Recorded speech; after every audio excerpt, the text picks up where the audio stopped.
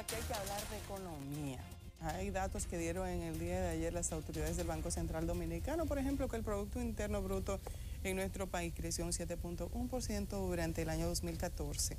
Catherine Sánchez también nos cuenta sobre otros indicadores económicos que reveló el Banco Central en el día de ayer. Y luego venimos aquí para hablarlo con nuestro invitado. Según el Banco Central, este crecimiento fue el mayor en América Latina, superando por 6 puntos porcentuales el promedio de 1.1% estimado por organismos internacionales y sobrepasando a Panamá, que cerró con un crecimiento económico de 6.3%, Bolivia con un 5.5%, Colombia con un 5% y Paraguay con un 4%. Con indicadores que permiten visualizar que la República Dominicana va por buen camino. Entre los sectores que experimentaron mayor crecimiento se encuentran sector agropecuario con un 5.2%, minería 20.9%, manufactura local 5.0%, construcción 11.4%, comercio 4.7%, hoteles, bares y restaurantes 7.9%, intermediación y servicios financieros 8.6% y salud 7.6%. Según la entidad bancaria, la inflación cerró el año 2014 en 1.58, siendo la inflación más baja en América Latina, luego de la economía dolarizada de El Salvador. Que si bien los alimentos, algunos alimentos subieron de precio, fueron anuladas por el efecto de la caída o la disminución del petróleo. El gobernador del Banco Central evitó profundizar en torno a la deuda pública. En todo caso, cuando se refiere a eso, yo prefiero que sea el Ministerio de Hacienda que tiene a su cargo crédito público. Igualmente reiteró que favorece un aumento salarial. Yo he visto cajeros de bancos que ganan menos que el tipo que vende naranja, china, lechosa y coco en la esquina de mi casa. El panorama económico que se espera para el 2015, según el gobernador, es rentable y favorecedor para todos los renglones económicos. En la rendición del informe, Valdés Albizu habló vía telefónica con el presidente Danilo Medina respecto a los datos económicos. Catherine Sánchez, NCDN. Cocos caros esos. Para hablar sobre economía nos acompaña el ingeniero Guillermo Caram, economista, es gobernador del Banco Central, dirigente del Partido Reformista Social Cristiano. Él sabe muy bien desmenuzar todos esos datos presentados en el día de ayer por el gobernador del Banco Central. Muy buenos días y gracias por acompañarnos, don Guillermo. Bueno, gracias por esa sorpresa. Uno cuando habla de un crecimiento tan importante y sostenido, la gran pregunta que uno se hace, ¿y cómo es que no lo siente la población en sentido general? ¿Cuál es la manera de hacer que ese crecimiento realmente pueda permear todos los sectores de la sociedad? El empleo, buscar sectores económicos que generen oportunidades de trabajo, que disminuyan la pérdida de oportunidades que pueden tener las personas. Y con relación a, con excepción a este año, que indudablemente ha habido un crecimiento más parejo entre distintos sectores económicos, lo cierto del caso es que la economía dominicana ha venido observándose no es problema de la economía dominicana el ritmo de crecimiento. La economía dominicana tiene pujante, dinámica, nuestros factores de producción son activos, proactivos.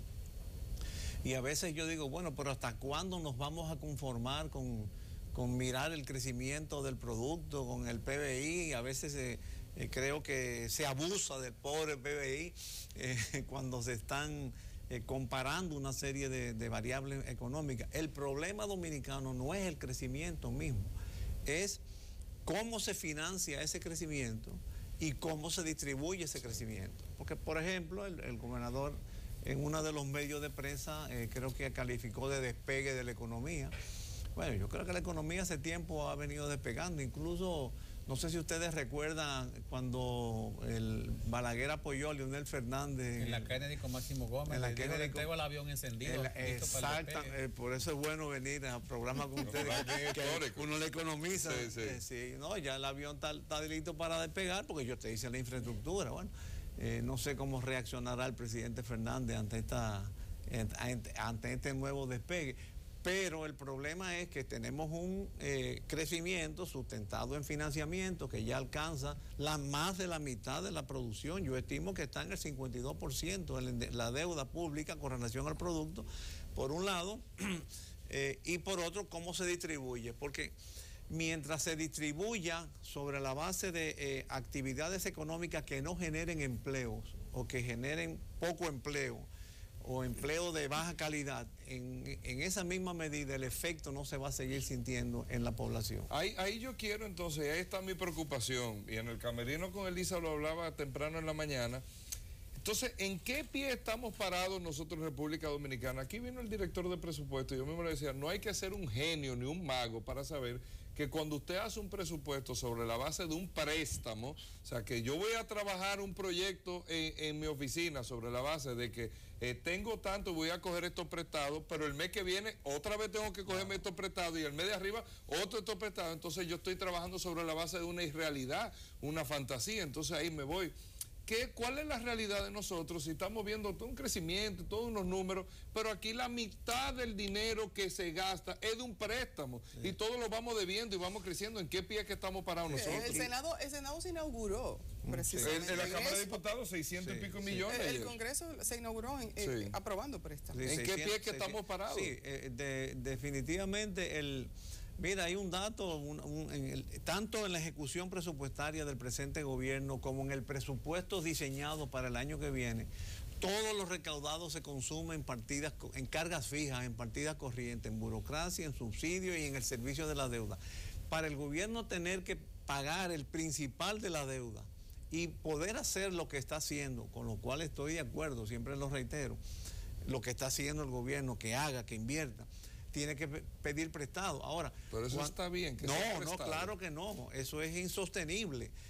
Cuando tú tienes que, por ejemplo, durante 2 años, organismos internacionales que son los que sirven de referencia a las inversiones mundiales, como el Fondo Monetario Internacional, te viene advirtiendo, la deuda está creciendo mucho, va a llegar un momento que no te va a decir la deuda está creciendo mucho, sino la deuda creció mucho y ya no se puede seguir así. Cuando esa señal, cuando ese semáforo de las inversiones y de los préstamos internacionales pase de verde a amarillo, o pase de amarillo, bueno, tú me estás inspirando la respuesta, ¿no? Con tu experiencia en tránsito y transporte, o de amarillo a rojo, entonces el país no va a tener capacidad de sostener. ¿Y qué va a pasar ahí? Porque vamos camino a eso, ahí es que vamos, ya vamos el 51% por encima. Claro. ¿Qué va a pasar ahí? Bueno, ahí vamos a tener que tomar entonces las medidas drásticas, los ajustes drásticos que suelen imponerse, como por ejemplo se impusieron aquí durante el gobierno de Jorge Blanco en el 83, que originó aquellas pobladas, como se impuso en Venezuela con el Caracazo, y vienen trastornos de afectación de la paz política. Eso no está en el horizonte inmediato, pero hay que preverlo, porque tenemos otras experiencias más civilizadas, entre comillas. Tenemos la experiencia, por ejemplo, europea. En el caso ahora mismo de Grecia, que está en un debate en el ojo del huracán. Ellos están planteando que no pueden pagar esa deuda, y hay una opción política que si gana va a plantear la suspensión del pago de la deuda o el descuento, que eso puede ocasionar la salida del euro y la desestabilización de un bloque importante de economía. Entonces, lo importante es que nosotros no nos sigamos vanagloriando tanto del crecimiento de la economía, sino que tomemos las previsiones para que ese crecimiento de la economía se sustente en un financiamiento menos, porque ya no podemos hablar al estilo de Balaguer, un ahorro interno, porque ya el compromiso internacional es muy fuerte, pero que se vaya sustentando menos progresivamente en el endeudamiento y que se apoyen los sectores económicos que generen oportunidades de trabajo. Ahora, ¿por qué se genera la deuda? ¿Por qué los sectores económicos que generan más puestos de trabajo están más rezagados que otros sectores? Por un factor, el déficit fiscal. un déficit fiscal que se vino arrastrando, que se sigue manteniendo, un gobierno que consume, ya lo dije, en partidas corrientes todas sus recaudaciones, obviamente para pagar la deuda y seguir invirtiendo tiene que endeudarse. Entonces, mientras no se corrige el déficit fiscal, no se va a corregir la necesidad de financiamiento, con el agravante de que mientras haya necesidad de financiamiento y que el Estado esté atrayendo ese financiamiento con tasas de interés elevadas, 9, 10, 12, hasta 14, o un banco central que te tiene una tasa de interés básica de política monetaria de 6.25. ¿Tú sabes cuánto está en Estados Unidos? 0.25. Sí. ¿Cuánto está en Europa? 0. ¿Por qué? Porque no se quiere que se ahorre, sino que se invierta para mover la economía. Ahora, mientras tú tengas un Estado que esté tratando de atraer dinero con altas tasas de interés, el inversionista local, el que tiene dinero, los bancos, los fondos de pensiones y los internacionales van a preferir invertir en el Estado para cubrir sus déficits, no en los sectores productivos para generar empleo. ¿Qué es lo que está pasando ahora? Exactamente. Entonces tú tienes que cambiar esa economía, que es la economía especulativa, a una economía, a volver a la economía primaria, que es la que genera empleos de calidad y estable, como por ejemplo pienses en la agricultura. De acuerdo, parecería como que estamos hablando de idiomas diferentes, el gobernador del Banco Central y el común de la población, como entre el mandarín y el creol. Alguien está hablando mentira, no se corresponde con la realidad. Por ejemplo, el gobernador dice que el asunto del aumento de los comestibles se compensa con la baja del petróleo, pero si la intermediación entre el transportista de los comestibles y la capital no ha bajado el precio del fletaje, el comestible no puede bajar. Entonces, por igual, ¿a quién le va a corresponder decir que nuestra capacidad de endeudamiento ya venció, que está en un límite? ¿Qué instancia internacional se lo va a decir al Estado? Bueno, la primera que lo dice es el fondo, esa es la que acredita, vamos a llamarle así. Sí. Cuando el Fondo Monetario, cuando te viene advirtiendo, hablando en gerundio, ¿no? Te estás endeudando mucho, va a llegar un día que va a decir, ya no más. O si tú te quieres endeudar más, tú tienes que corregir, tienes que ajustar tu economía. Ajustar tu economía es bajar los gastos o poner más impuestos. Yo creo que esta economía no soporta más impuestos, sobre todo en el estilo que tradicionalmente se ha venido observando en los últimos 14 años, creyendo vanamente que aumentando tasas se va a obtener más recaudaciones. Y lo que está haciendo es complicando. Ha sido todo lo contrario. Todo lo contrario. ¿Por qué? Entonces, porque hay evasión fiscal y se cae en la informalidad. Tenemos una economía predominantemente informal. Ahora, hay varias aristas en tu pregunta. Yo creo que, por un lado, el gobernador lo dijo bien, porque él habló del crecimiento. Cuando le preguntaron por la deuda, dice, eso es Hacienda, vayan allá, porque esa es la instancia doméstica que tiene que responder a los problemas a la situación del endeudamiento externo. Y en cuanto en general a los precios, yo creo que el Estado, los mecanismos, los resortes del Estado han fallado. Aquí tenemos y eso es una de las justificaciones precisamente porque se hace imprescindible que se ajuste la burocracia. Aquí tenemos pro consumidor, control de precios, pro competencia, y sin embargo el petróleo te ha bajado a la mitad de lo que era antes y no se está traduciendo en los precios.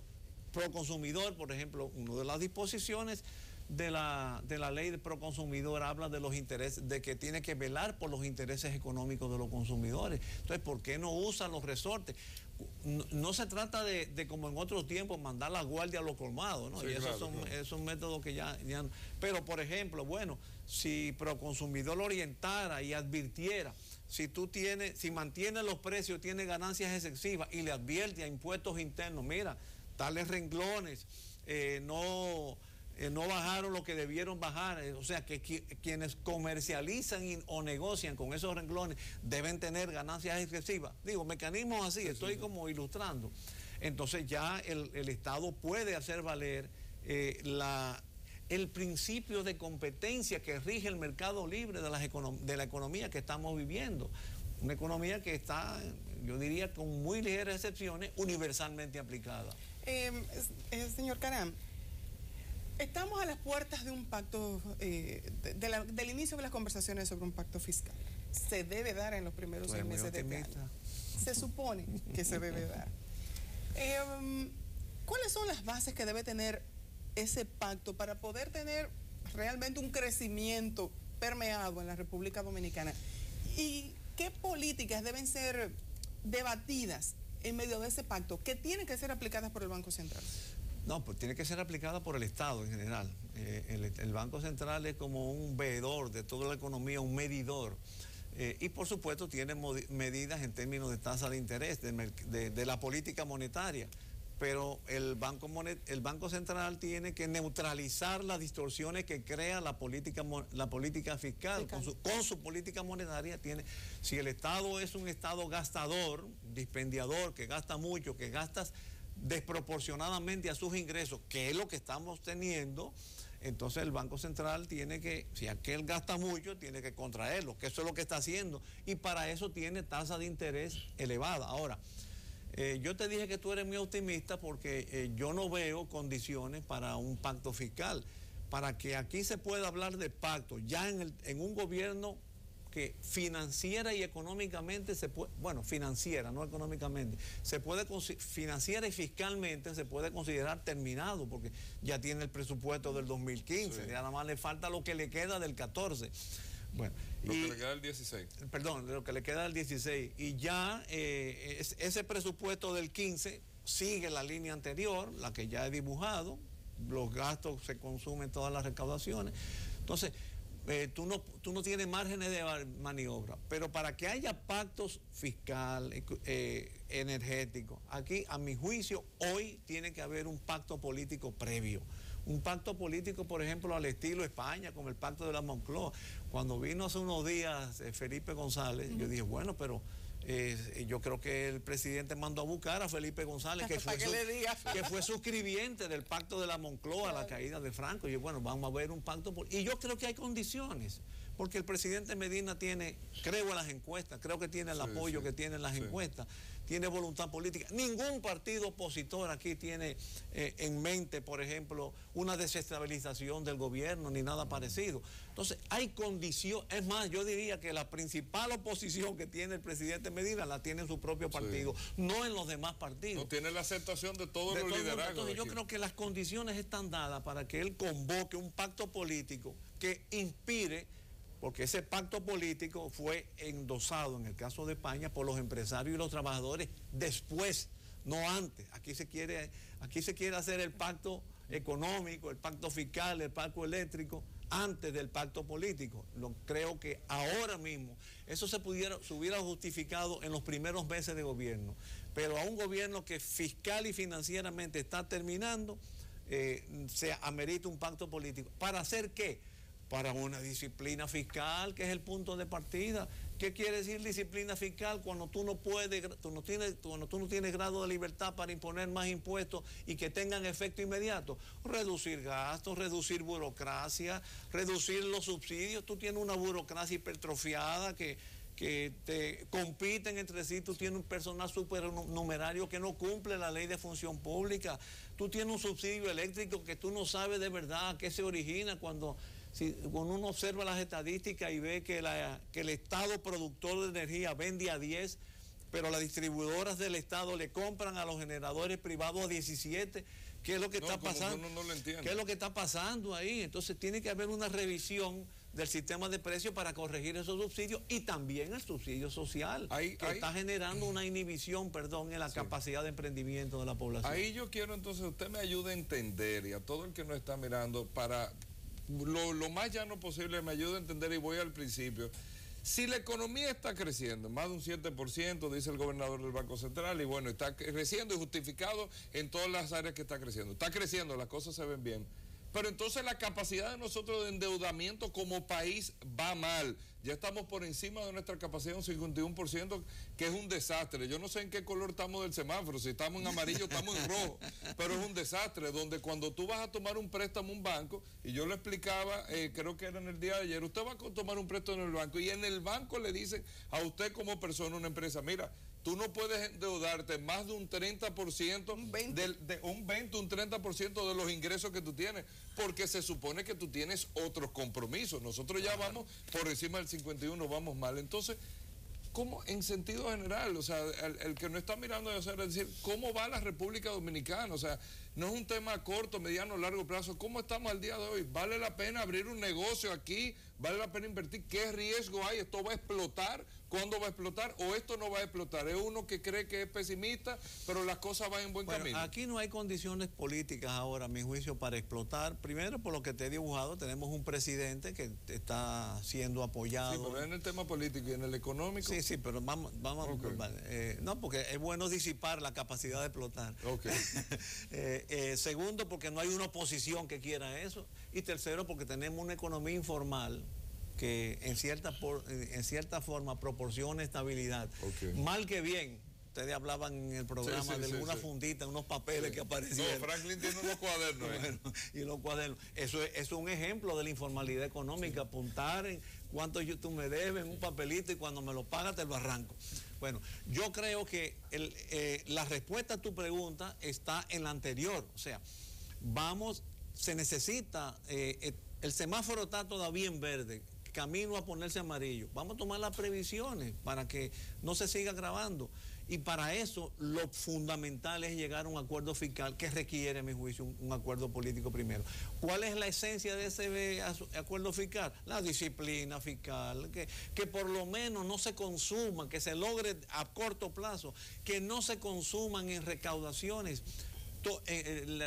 Las recaudaciones en partida corriente, que haya un excedente para inversión, que se pueda pagar, porque estamos hablando de la deuda en términos del producto, pero también hay que hablar de la deuda en términos de la capacidad de pago del presupuesto fiscal. Claro. Una cosa es lo que tú productas y otra cosa es tu finanza. El Estado está consumiendo en deuda una gran parte de su presupuesto. Puede llegar un momento que el Estado no pague, y si el Estado no pague, ahí se enciende la luz amarilla y la luz roja. Y ese momento puede llegar, si nosotros seguimos con el espejismo tributario que hemos seguido hasta ahora, y si seguimos con los gastos tan excesivos, carentes de prioridad y de baja calidad que hemos tenido. 2 años, si seguimos así. Mira, el efecto, yo hice una comparación en estos días. Balaguer en el 66, con un país salido de guerra civil, ganando con un 33% las elecciones, porque Balaguer nunca ganó con más de ahí. A la semana de gobernar, impuso un programa de austeridad, que nadie va a ganar más de 700, no se van a crear nuevos empleos, todos los empleados públicos le van a reducir un sueldo, y el efecto fue inmediato. ¿Por qué? Produjo efecto porque transmite una serie de consignas a la economía. Eso fue en aquel tiempo, en unas condiciones difíciles y adversas. Ahora el efecto puede ser más inmediato, porque tú tienes un presidente con apoyo, tú tienes una voluntad política de preservarla. En aquellos tiempos se hablaba de golpe de Estado cada semana, ahora no. Ahora todo el mundo lo que quiere es defender la democracia. Entonces, si nosotros logramos un acuerdo para restablecer la disciplina fiscal y lograr excedentes y poder invertir con recursos propios que no ponga en riesgo la capacidad de pago del país, yo creo que comenzamos de nuevo de amarillo a verde. Don Guillermo, tenemos que irnos a la pausa, pero cuando regresemos yo quisiera que usted me hablara, si pudiéramos partir de que hay un pacto político, ¿cuáles son esos elementos que se debe hablar para un pacto fiscal? Vamos a la pausa y ya volvemos.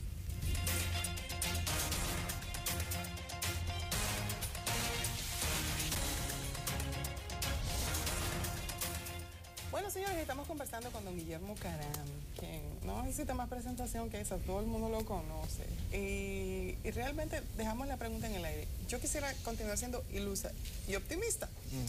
Digamos que tenemos, no nos queda de otra, don Guillermo. Digamos que tenemos ya un pacto político que permite los otros pactos que se deben dar en la República Dominicana, como el pacto energético y el pacto fiscal. ¿Qué elementos debe tener un pacto fiscal para sustentar una economía de manera saludable? Bueno, ya he explicado por el lado del gasto. Exactamente. Hay que actuar sobre la burocracia, reducir organismos, sobre la empleomanía, hacer valer la ley de función pública, para eso son las leyes. En el tema de los subsidios, revisar el sistema de precios del sector, de cómo se fijan los precios de compra y venta en la energía, para ver si disminuimos ese subsidio eléctrico. Los subsidios sociales, revisarlos, a ver cuáles están atentando o no contra la capacidad de emprendimiento de la gente. Eso es por el lado del gasto, pero hay otro ingrediente en el lado tributario. Claro. Yo pienso que aquí se ha fracasado en la política tributaria en los últimos 14 años. Porque cuando Balaguer dejó el gobierno en el 96, Leonel Fernández propuso una reforma tributaria que no fue aprobada por la oposición de Balaguer, pero a partir del 14 comenzaron los paquetazos, ¿no? Y hemos tenido 8, 9, 10 paquetazos. Todos han tenido un error, el error de creer que poniendo más impuestos, aumentando tasas, se logra aritméticamente el mismo ritmo de las recaudaciones. Si tú aumenta un 10% los impuestos, las recaudaciones, bueno, eso no es así. Hay una elasticidad que realmente hace modificar el esquema. Lo que eso ha ocasionado, los muchos impuestos y las tasas elevadas y las múltiples tasas y las tasas mal concebidas, lo que ha originado es una evasión fiscal y que traduce una informalidad que no contribuye. Y por ahí es que tenemos el efecto de la no contribución. Por ejemplo, estas tasas del ITEVI, un ITEVI al 8, al 9, al 10, al 11, al 13, al 16, se vuelve loco uno, incluso fomenta la corrupción porque tú no sabes en qué producto, en qué momento aplicar, no, este es para tal concepto, este aplica allí. Pero incluso hasta la forma de calcular, mira el debate de ahora de subir al 11, al 13, una serie de productos de la canasta familiar. Oye, ¿tú sabes lo complicado que es calcular el 13 para un establecimiento pequeño? Entonces yo creo que hay que buscar una reforma tributaria integral que elimine y reduzca impuestos, que elimine tasas y que incluso ponga tasas más fáciles, como por ejemplo el diezmo de la Biblia, el 10%, que permita que todos los establecimientos, aun los que no tengan contabilidad organizada, puedan cobrarlo fácilmente a los contribuyentes y que la administración sepa eso y lo pueda vigilar mejor, que no haya tanta evasión por esa vía. Sí. El año que viene es un año preelectoral. Se habla de la continuidad del Estado. Es el preelectoral. Exactamente, o sea, en el 15 ya estamos en el año preelectoral. La economía política, cuando en un mismo partido, el partido que domina todas las instancias del Estado, tienen dos concepciones diferentes de cómo se debe manejar una sociedad desde el punto de vista de la economía. Se dice que el presidente Fernández dejó un hoyo fiscal de 115.000 millones de pesos. Lo estamos pagando con el precio del café al día de hoy. Ante la posibilidad de que el presidente Fernández retorne el año próximo ganancioso en una contienda electoral, ¿se prevé entonces que pueda retornar a ese manejo que él le daba diferente al que le está dando el presidente Medina? ¿De qué manera se va a condicionar este año al año próximo con la incertidumbre que si gana, si no gana, si va o si no va? ¿Tú te enojarías si yo dijera o te respondiera que yo prefiero no prever esa posibilidad? Se multiplicaría por 2. ¿Pero qué posibilidad? ¿Que él no vaya? No, que no gane. Yo creo que siempre existe la posibilidad de dentro de un mismo partido mantener líneas políticas diferentes. En cierta forma, en el nivel de, por ejemplo, de los detalles, ahora mismo hemos tenido una diferencia, ¿no? Esto de las visitas sorpresas del presidente Medina no deja de ser una señal de que se quiere volver a la economía primaria, porque él no va a los establecimientos turísticos, ni va a las zonas francas, ni va a las remesas, ni va a los barrios donde se negocian drogas y se trafican drogas, no, él va a la agricultura, al jengibre. La producción. A la producción, eso es una señal. Y yo creo que el artífice de la economía especulativa en República Dominicana es Leonel Fernández, porque su propio discurso internacionalizante, así lo evidencia. Y todo este mundo de un ministerio de Hacienda con sistemas financieros sofisticados, basados en deuda y en bonos a corto plazo, todo eso fue creado en su gobierno, ¿no? Ok, pero para una democracia equilibrada necesita también oposición. ¿El Partido Reformista puede resucitar de dónde está? Yo creo que se necesita una reingeniería radical en el Partido Reformista, y ya habría que hablar más que del Partido Reformista, del reformismo. El Partido Reformista realmente ha descendido a niveles que no creo que por sí sola pueda levantarse. Y hay que rediseñar un mecanismo que permita captar el sentimiento reformista que hay arraigado en la población, porque lo hay. Todavía en las últimas encuestas donde se valoraron presidentes y expresidentes, Balaguer seguía encabezando las preferencias electorales, ya Balaguer muerto. Y eso que no hay tantos puentes, tantos aeropuertos con nombres Juan Bosch ni nada de eso. ¿Por qué? Porque está arraigado en la intimidad, en la interioridad del pueblo dominicano. El sentido común en la administración pública, toda esta disciplina fiscal, toda esta premisa de administrar la cosa pública logrando un excedente de un 40% de las recaudaciones para invertir con recursos propios, el no comprometerse en el endeudamiento, en la preservación ambiental, en fin, todo este manejo. Por eso lo sabe usted, parece que a los dirigentes ahora solamente les interesa un nombramiento y una posición que los privilegie. Bueno, esa es una de las condiciones que yo creo que deben ser objeto de la reingeniería y habemos un grupo de reformistas que estamos buscando cómo rediseñar las cosas. Sobre todo teniendo en cuenta que en el reformismo no solamente está abanderado por el Partido Reformista, sino hay otros partidos minoritarios que también han abanderado o han formado parte o se han integrado o se integraron en un momento dado al reformismo y que en cierta forma por eso mismo que tú señalas han sido abandonados y dejados a su suerte por el Partido Reformista que debió encabezar ese tipo de acciones. Estamos hablando, perdón, de lo que debe de hacer ahora, pero ¿en qué está el partido en este momento? El presidente Quique Antún, el presidente actual del partido, ha estado visitando todo el país, pero ¿en qué está el partido? ¿Hacia dónde va para el año que viene? ¿Se van solos, se van acompañados, se van elecciones municipales y congresuales solos? ¿Qué va a pasar? Bueno, la posición oficial del partido es que se va con candidatura propia, pero la realidad, tengo que admitir que la percepción ciudadana, la confianza de que eso se implemente, no está arraigada en la población, sobre todo porque no es la primera vez que se dice que vamos con candidatura propia y luego salimos con la alianza. Óyeme, en diciembre del 2011, el entonces presidente del partido, Carlos Morales Troncoso, declaró en el aeropuerto que el Partido Reformista era un gigante dormido y que las condiciones no están dadas para una alianza en primera vuelta. Y en enero del año siguiente, entonces se firmó el pacto con el PLD. Entonces, todos esos precedentes, el haber tenido un discurso con candidatura propia y luego terminar aliado, no han sido suficientes. La respuesta a la pregunta tuya, yo diría que el Partido Reformista está haciendo muchas cosas que son necesarias, pero no suficientes para rescatar la confianza y la credibilidad que el electorado debe tener y tiene potencial para creer, para tener en el Partido Reformista. Bueno, parece que hay que trabajar bastante. Eso se le llama todavía. pragmatismo y adecuarse a las circunstancias. Sí. Exactamente. Don Guillermo, gracias por haber estado con nosotros en Gracias esta a mañana. ustedes. Señores. Muy agradable compañía. Gracias a usted. Tenemos que ir a una pausa y enseguida regresamos, no se muevan.